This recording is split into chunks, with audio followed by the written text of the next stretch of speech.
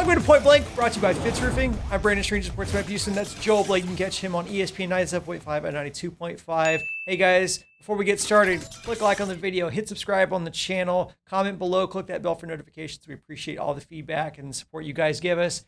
Joel, we did not plan to shoot a video today, you know that, but news came down that Phillip Lindsay was cut from the Texans, and I knew you would have thoughts. Not because Lindsay didn't deserve to get cut, because he did. The running backs are terrible on this team. But there are two big red flags that this raises for me, and I want to talk to you about it. Number one is Lindsay was a Caserio hire who didn't even make it to the end of the season. And number two is Lindsay's production was comparable to David Johnson. Johnson's been terrible all year, has all the running backs, in fairness. But with all we know about this team, am I the only one that feels like Johnson is still around because he came back in that DeAndre Hopkins trade and they don't want to admit their mistakes? And by they, aren't we really talking about Jack Easterby? Yeah, I think you can look at it that way, Brandon, and I don't think anybody's going to call you crazy. I think there's other things that pop in my mind as well, and I think when you start looking at Phillip Lindsay, the first and foremost thing is just from his perspective, the production just wasn't there. And the swing and miss factor is, yes, he was a Caserio guy. The other thing you can say is, for less money, the Arizona Cardinals got a young running back that was thrown away in James Conner, who leads the league in touchdowns as a running back and is having one phenomenal year, as opposed to the Broncos giving away their young running back, the Texans snapping him up instead, paying him more money, getting less return, and now cutting him. I think that from the standpoint of David Johnson, one, they don't want to have extra egg on their face because of the fact that he was the centerpiece coming back in the DeAndre Hopkins trade. But then secondly, he restructured his deal to try and do them a solid financially in the offseason. So whether they owed him one or not, at the end of the day, it's a production issue. And both of these guys are so lacking in the production category that it didn't matter if you cut one, if not the other, if not both.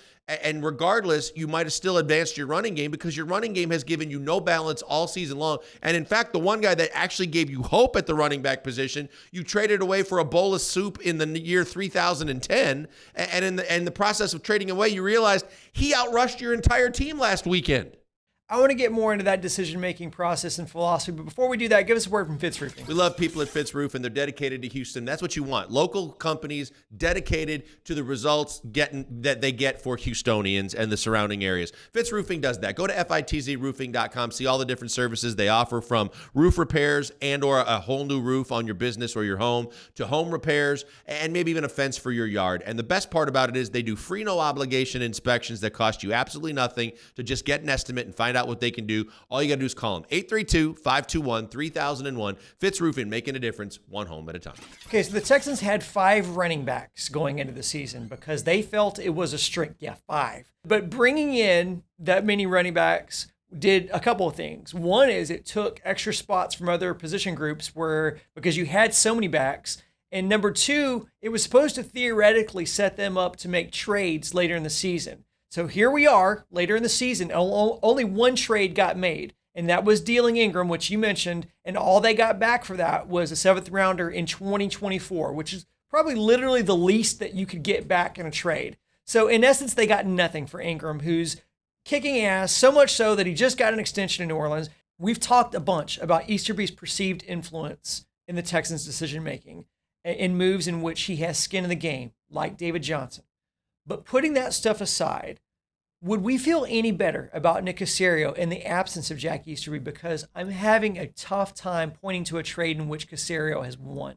It's a great question, Brandon, because I think that as much as the new hires of the Houston Texans coming into the season, David Culley, Nick Caserio, you were rooting for. And you could say, well, it's only 7th-round picks, 6th-round picks, things that he's traded away or done so far in the draft because he was only moving up and giving away slots for 3rd-round picks. Now, this season, where you assume to be picking in the top 3 in every round, if he does the same kind of things, if he makes the same kind of bad deals, if he just gives away draft picks for veterans that don't even make your roster or see the light of day, and gives up multiple picks to move up to get players that don't pan out, now you've got a real level of concern that you might have screwed this entire rebuild by 2 to 3 years. But when you look at it, he's truly going to be judged by the major moves. And the one that scares us the most right now, Brandon, that you and I haven't even brought up this time around, is the one that's the most impactful, period, because it's the most valuable asset you still have, Deshaun Watson. He will be graded and judged more on what he does and where he sends Deshaun Watson than anything he does even in the draft this year or the roster he builds going forward or he built this year. So it's still a TBD for him, but that's the biggest fear factor of all. If your TBD involves the most valuable commodity you have within the entire four walls at NRG Stadium, and he could screw this all up, boy, oh boy,